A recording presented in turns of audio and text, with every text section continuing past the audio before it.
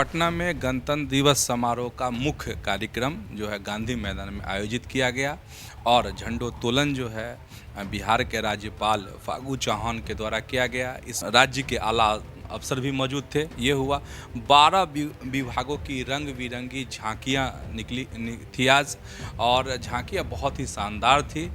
उपेंद्र कुशवाहा के बयान पर आज मुख्यमंत्री नीतीश कुमार ने पलटवार किया है।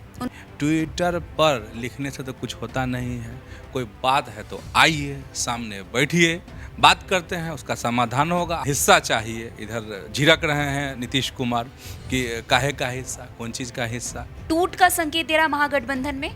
जो विपक्षी एकता है, इसके लिए कांग्रेस को उचित कदम जो है उपयुक्त कदम उठाना चाहिए। गोपाल मंडल जो है एक बार फिर से चर्चाओं में आ गए हैं। जी हाँ, गोपाल मंडल जो है वो जदयू के एमएलए हो गए। वहीं एक ने धमकी दी कि तुम्हारे घर में घुस जाएंगे, ठीक है, दूसरे ने धमकी दी कि तुमको उठा लेंगे। जी, डिम्पल यादव ने जो है मुलायम सिंह यादव को भारत रत्न देने की मांग की है 2024 में। तो मोदी की सरकार ने एक निशाना लगा दिया है जो यादव समाज है, क्योंकि कि दिल्ली के कर्तव्य पथ पर भारत का शौर्य प्रदर्शन देखने को मिला। जी, वहीं सर पाकिस्तान से भी कुछ खबर आ रही है, वो क्या है? अब $1 के मुकाबले पाकिस्तान की जो करेंसी है, रुपया है, उसकी कीमत हो गई है 255 रुपये। नमस्कार, आप देख रहे हैं न्यूज हाट। आपके साथ मैं हूं दिव्या। इस वक्त हमारे साथ मौजूद है न्यूज हाट के वरिष्ठ पत्रकार चंदन झा। सर, आपका इस कार्यक्रम में बहुत बहुत स्वागत है। धन्यवाद दिव्या। चंदन सर, इस कार्यक्रम में देश विदेश की प्रमुख खबरों पर सीधे से प्रकाश डालते हैं। तो चलिए हर बार की तरह इस कार्यक्रम की शुरुआत करते हैं बिहार की खबरों के साथ। बिहार से जो पहली खबर है वो ये है कि एसएससी ने जो है एमटीएस हवलदार भर्ती के लिए वैकेंसी जो है वो बढ़ा दी है। तो सर, कितने पदों पर भर्ती होगी? देखो, बिहार में जो प्रतियोगी परीक्षाएं होती हैं, उसके तैयारी करने वाले छात्रों की बहुत संख्या होती है। इसलिए यह एसएससी की जो खबर है वो बहुत ही महत्वपूर्ण है। ये है कि पहले 11,409 पदों को भरा जाना था एसएससी के द्वारा, लेकिन एसएससी ने मल्टीटास्किंग स्टाफ और हवलदार भर्ती के लिए जो वैकेंसी निकाली थी उसकी संख्या बढ़ा दी है। अब जो है 12,523 पदों पर जो है भर्ती होगी। ये हो गया, और 17 फरवरी तक आवेदन कर सकते हैं आप। और इसकी वेबसाइट है ssc.nic.in। आगे जो खबर है वो ये है कि पटना के गांधी मैदान में जो है राज्यपाल फागू चौहान ने तिरंगा फहराया। तो और सर, क्या कुछ खास जो है आज गणतंत्र दिवस पर देखने को मिला? हाँ, देखो, पटना में गणतंत्र दिवस समारोह का मुख्य कार्यक्रम जो है गांधी मैदान में आयोजित किया गया और झंडोत्तोलन जो है बिहार के राज्यपाल फागू चौहान के द्वारा किया गया। इस मौके पर उप मुख्यमंत्री नीतीश कुमार, साथ ही डिप्टी सीएम तेजस्वी यादव जो थे, और तमाम विधायक और मंत्रीगण इस मौके पर मौजूद थे, और राज्य के आला अफसर भी मौजूद थे। ये हुआ 12 विभागों की रंग बिरंगी झांकियाँ निकली थी आज, और झांकियाँ बहुत ही शानदार थी, और मतलब मनमोहक झांकी जो है आज पटना के गांधी मैदान में गणतंत्र दिवस के मौके पर देखने को मिली। जी, उपेंद्र कुशवाहा के बयान पर आज मुख्यमंत्री नीतीश कुमार ने पलटवार किया है। उन्होंने कहा है कि उपेंद्र कुशवाहा को अगर जेडीयू में रहना है तो रहें, अगर कहीं जाना है तो वो उनकी इच्छा है। इतना ही नहीं, उपेंद्र कुशवाहा के पार्टी से हिस्सा मांगने वाले बयान पर उन्होंने कहा है कि उनको कोई भी हिस्सेदारी नहीं मिलेगी। तो सर, यूं अब क्या कहना चाहेंगे? मतलब उपेंद्र कुशवाहा और नीतीश कुमार के बीच दो फांट हो गया है अब। बिल्कुल, तो हो ही गया है दिव्या। इसमें अब कोई रॉकेट साइंस लगाने की ज़रूरत है नहीं, स्पष्ट है। लेकिन मुझे व्यक्तिगत रूप से लगता है कि मुख्यमंत्री ने जो आज उपेंद्र कुशवाहा पे जो बयान दिया है वो थोड़ा नरम और थोड़ा गर्म भी है, क्योंकि वह एक तरफ कह रहे हैं, मुख्यमंत्री नीतीश कुमार कह रहे हैं कि वो हमसे बात करें, ठीक है, रहना है तो रहें। फिर इसीलिए ये नरम वाली भाषा कह सकते हैं, नरम शब्द कह सकते हैं इसको। दूसरी तरफ वो कह रहे हैं जाना है तो चले जाए, लेकिन वह यह भी कह रहे हैं कि ट्विटर पर लिखने से तो कुछ होता नहीं है, कोई बात है तो आइए सामने बैठिए, बात करते हैं उसका समाधान होगा, आप जो चाहते हैं वो होगा। इस तरह के शब्दों का इस्तेमाल भी आज मुख्यमंत्री नीतीश कुमार ने किया है। लेकिन खाई जो है वो लगता है कि काफ़ी गहरी हो गई है जदयू से उपेंद्र कुशवाहा का। लेकिन वो जो कह रहे हैं कि हिस्सा चाहिए, इधर झिड़क रहे हैं नीतीश कुमार कि काहे का हिस्सा, कौन चीज़ का हिस्सा। तो जो ये हिस्सा है यही रंग लाएगा, यही गुल खिलाएगा और सबकी नज़र है इस पर। सब सांस थामे देख रहे हैं कि आखिर उपेंद्र कुशवाहा जो हिस्से की बात कर रहे हैं वो हिस्सा कौन सा है, कितना है और वो हिस्सा लेकर के वो किधर फिर आगे बढ़ेंगे, उनका कदम किस तरफ बढ़ेगा हिस्से के साथ। और यह भी है कि आखिर वो हिस्सा उनको जदयू से मिलता है कि नहीं मिलता है। आसान नहीं है, राह कठिन है उपेंद्र कुशवाहा के लिए। लेकिन जिस तरीके से विवाद लगातार जदयू में हो रहे हैं वो कहीं ना कहीं अगर पार्टी के स्तर पर बात करते हैं तो वो जदयू के लिए अच्छा संकेत नहीं कह सकते हैं। कांग्रेस की भारत जोड़ो यात्रा के समापन में जो है जेडीयू हिस्सा नहीं लेगी, तो सर ये भी कोई संकेत दे रही है, राजनीतिक संकेत या कोई टूट का संकेत दे रहा महागठबंधन में? देखो अभी टूट का संकेत का नहीं इसको कह सकते हैं, लेकिन तलखी तो है। जिस तरीके से पहले इस खबर को समझ लेते हैं फिर कल की बात को समझेंगे। ये है क्या, तो कांग्रेस की जो यात्रा, जिस यात्रा पे राहुल गांधी निकले हुए थे, भारत जोड़ो यात्रा है, उसका समापन हो रहा है। अभी यह यात्रा जम्मू कश्मीर में है, श्रीनगर में समापन कार्यक्रम होगा। इसको लेकर कांग्रेस के राष्ट्रीय अध्यक्ष मल्लिकार्जुन खड़गे ने तमाम गैर भाजपा दलों को आमंत्रित किया है कि आइए इस कार्यक्रम में शामिल होइए, इस समापन कार्यक्रम में। ये मूल बात है। और लेकिन ये जो है मतलब जदयू जो है और जदयू के राष्ट्रीय अध्यक्ष ललन सिंह जो हैं, उन्होंने इस कार्यक्रम में शामिल होने से असमर्थता जताई है और उन्होंने हवाला दिया है कि वो उस दौरान में नागालैंड में रहेंगे और नागालैंड में जो कि चुनाव होना है विधानसभा का और जदयू जो है चुनाव लड़ने वाला भी है, तो इसका हवाला दिया है ललन सिंह ने कि भाई वो तो नागालैंड में रहेंगे इस दौरान। लेकिन उसके बाद एक बात और, जो पत्र उन्होंने लिखा है मल्लिकार्जुन खड़गे को उस आमंत्रण के संबंध में, जिसमें वो लिखा है कि जो विपक्षी एकता है इसके लिए कांग्रेस को उचित कदम जो है उपयुक्त कदम उठाना चाहिए। तो एक तरफ वो ललन सिंह असमर्थता भी जता रहे हैं कि उनके पास वक्त नहीं है, दूसरी तरफ यह भी कह रहे हैं कि कांग्रेस को उपयुक्त कदम उठाना चाहिए। इसको दो तरीके से समझना पड़ेगा, दो पिछली बातों को समझना पड़ेगा। एक थोड़ी पुरानी बात है, एक एकदम नई नई कल की बात है। सबसे पुरानी बात पहले, सबसे पुरानी बात ये है कि उस दृश्य को याद करना पड़ेगा जब मुख्यमंत्री नीतीश कुमार सोनिया गांधी से मिलने के लिए लालू प्रसाद के साथ पहुंचे थे और उनकी मुलाकात हुई नहीं हुई आज भी रहस्य बना हुआ है। क्योंकि अगर मुलाकात, विपक्षी पार्टियों का ये था, बीजेपी का यह कहना था कि अगर मुलाकात हुई तो ज़रा तस्वीर जारी कर दीजिए, तो वो तस्वीर आज तक जारी नहीं हुई है। और इससे क्या लगता है कि कहीं ना कहीं कांग्रेस से जदयू में नाराज़गी है। एक ये पुरानी बात हो गई। नई और ताज़ी बात कल की है। अखिलेश प्रसाद सिंह बिहार कांग्रेस के अध्यक्ष हैं, उन्होंने मिर्ची लगाई जदयू को और नीतीश कुमार को। उन्होंने आरसीपी सिंह को आमंत्रित किया कि आप आ जाइए इधर, मेरी पार्टी में शामिल हो जाइए।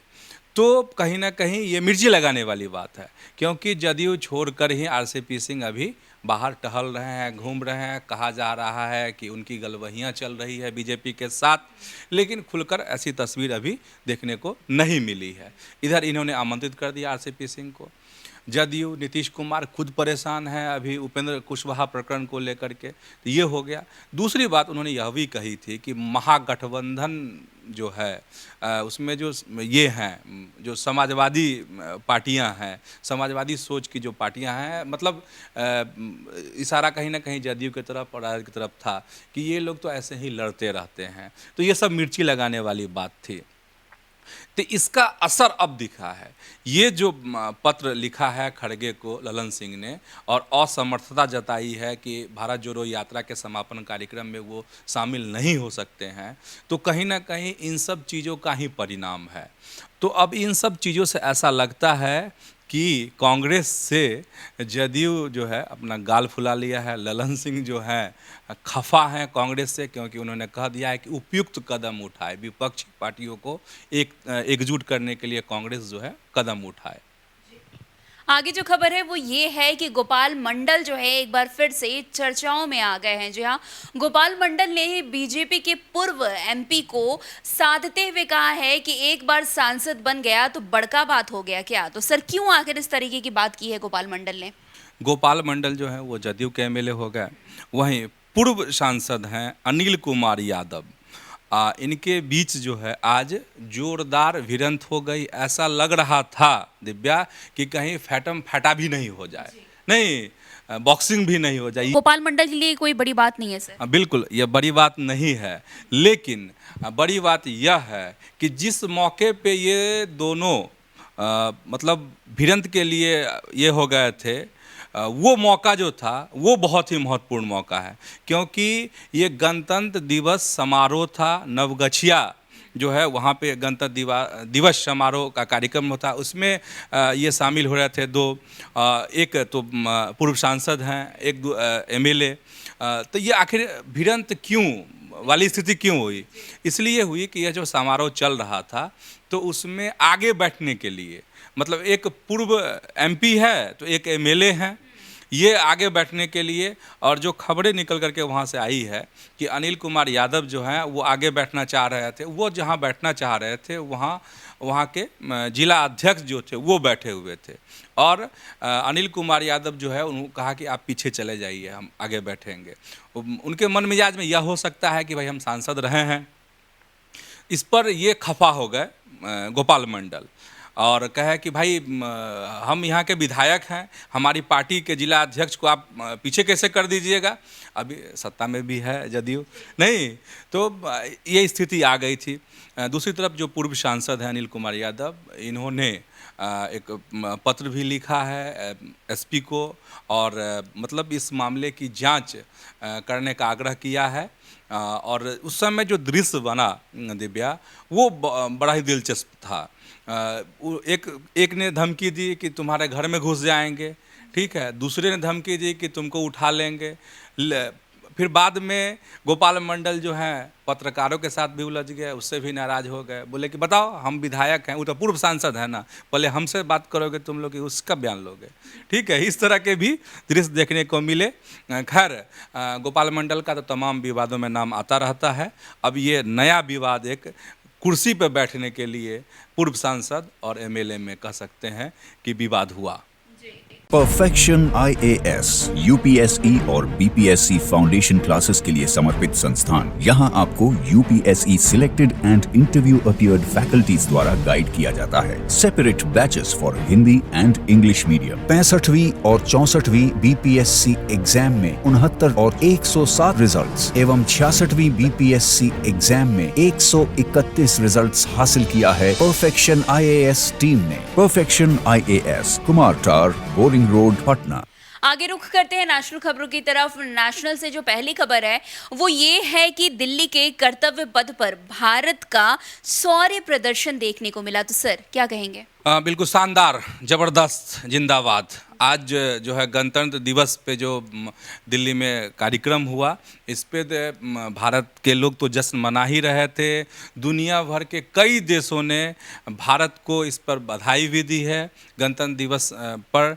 और जो मनमोहक दृश्य यहाँ पे देखने को मिला है, सबसे अहम बात कि राष्ट्रपति द्रौपदी मुर्मू जो हैं वो उन्होंने झंडोत्तोलन किया वहाँ पर, और मिस्र के राष्ट्रपति आज जो है बतौर मुख्य अतिथि इस कार्यक्रम में शामिल हुए, और वहाँ की सेना की टुकड़ी भी आज के परेड में शामिल हुई थी।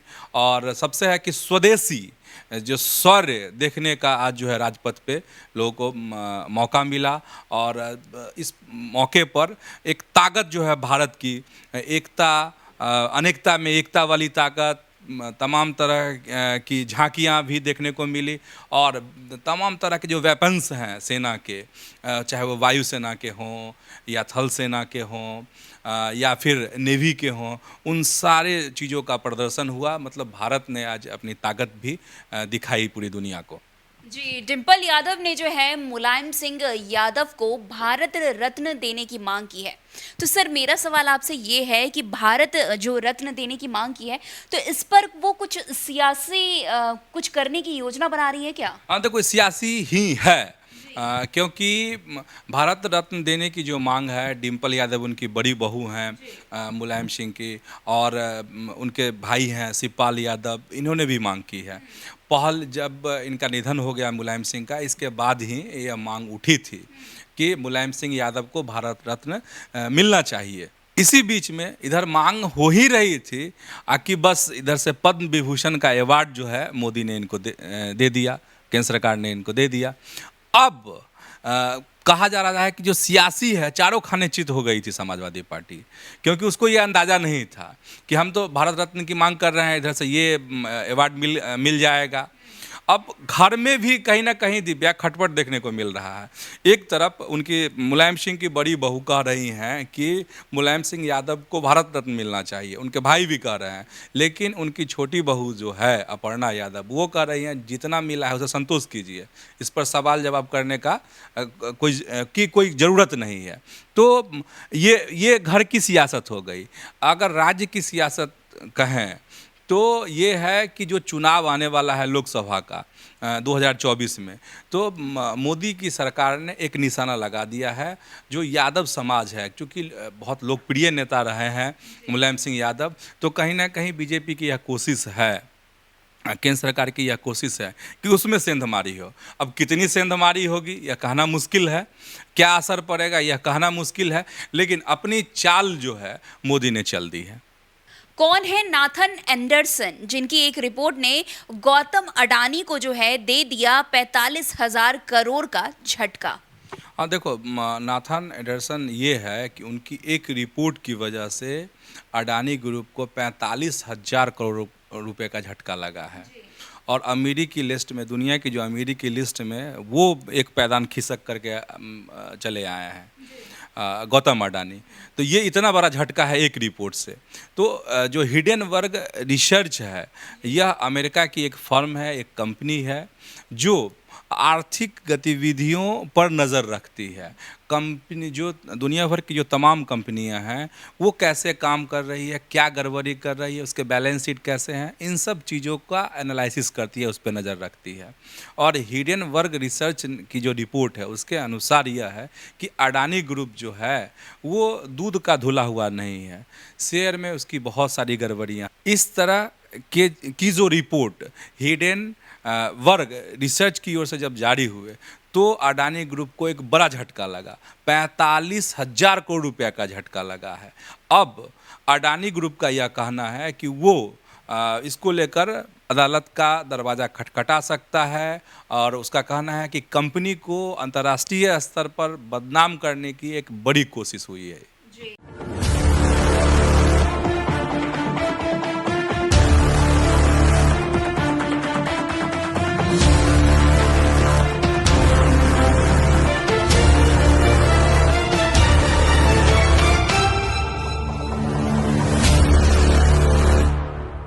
आगे रुख करते हैं इंटरनेशनल खबरों की तरफ।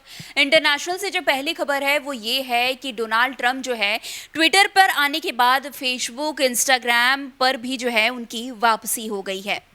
हाँ देखो, मेटा जो है फेसबुक की अब कंपनी मेटा हो गई है, उसने इनको परमिशन दे दी है कि अपने पोस्ट करने के लिए, यानी कि इनका जो एक अकाउंट डीएक्टिवेट था, जिस तरीके से विवाद हुआ था, कैपिटल हिल वाला जो विवाद हुआ था अमेरिका में डोनाल्ड ट्रंप को लेकर जब वो चुनाव हार गए थे, तो इसके बाद इनके अकाउंट पर प्रतिबंध लगा दिया था मेटा ने। अब उस प्रतिबंध को मेटा ने हटा लिया है, लेकिन मेटा ने कहा है कि अगर इनके किसी तरह के पोस्ट से अगर कुछ ऐसा विवाद उठता है या समाज को नुकसान पहुंचाने वाला होता है तो वह फिर से प्रतिबंध लगा सकता है। लेकिन मेटा का यह भी कहना था कि वह जो आवाज़ उठाने की, बात करने की जो स्वतंत्रता है उसको बाधित नहीं करना चाहता है, इसीलिए उसने फिर से डोनाल्ड ट्रंप के अकाउंट को एक्टिव किया है। जी, वहीं सर पाकिस्तान से भी कुछ खबर आ रही है, वो क्या है? पाकिस्तान से जो खबर है, पाकिस्तान से हर दिन बुरी खबर ही आ रही है लगातार। और वही है कि पाकिस्तान की आर्थिक स्थिति हिल गई है, डोल गई है। उसके पास अब कोई चारा और कोई उपाय नहीं दिख रहा है दिव्या। अब जो खबर आई है, पाकिस्तान की जो करेंसी है उसका नाम भी रुपया है। जैसे भारत की करेंसी का नाम रुपया है, वैसे ही पाकिस्तान का भी सेम ही नाम है करेंसी का। अब $1 के मुकाबले पाकिस्तान की जो करेंसी है रुपया है, उसकी कीमत हो गई है 255 रुपये। मतलब सर्वाधिक जो है गिरावट के दौर से उसकी करेंसी अभी गुजर रही है। इस वजह से चूँकि डॉलर के मुकाबले उसके रुपयों की कीमत बहुत कम है, तो उसको तमाम दिक्कतों का सामना करना पड़ रहा है। साथ ही शहबाज शरीफ ने जो अंतर्राष्ट्रीय मुद्रा कोष है उससे कर्ज लेने के लिए अमेरिका से एक आग्रह किया है, अपील की है शहबाज सरकार ने कि जो IMF है, अंतर्राष्ट्रीय मुद्रा कोष है, वो अपनी शर्तों को थोड़ा लचीला कर दे। क्योंकि जो IMF की जो शर्तें होती हैं वो कड़ी होती हैं, तभी वो किसी भी देश को अपना कर्ज देता है जो उसकी शर्तों पे खरा उतरते हैं। तो पाकिस्तान इन शर्तों पे खरा उतरने के काबिल अभी नहीं है, तो इसने अमेरिका से अपील की है। अगर IMF से इनको कर्ज नहीं मिलता है पाकिस्तान को, तो इनके जो रुपए हैं, जो करेंसी है, वो अभी और नीचे जाएगी, अभी और गिरेगी। मतलब कह सकते हैं दिव्या एक लाइन में कि पाकिस्तान की अर्थव्यवस्था धराशायी होकर रहेगी, कोई बचा नहीं सकता है। क्योंकि कोई भी देश उस तरीके से सामने नहीं आ रहे हैं उसकी आर्थिक मदद के लिए, कर्ज देने के लिए। तो चलिए, वहीं सर पाकिस्तान से भी कुछ खबर आ रही है, वो क्या है? देखते रहिए, तब तक के लिए न्यूज़ हाट। धन्यवाद।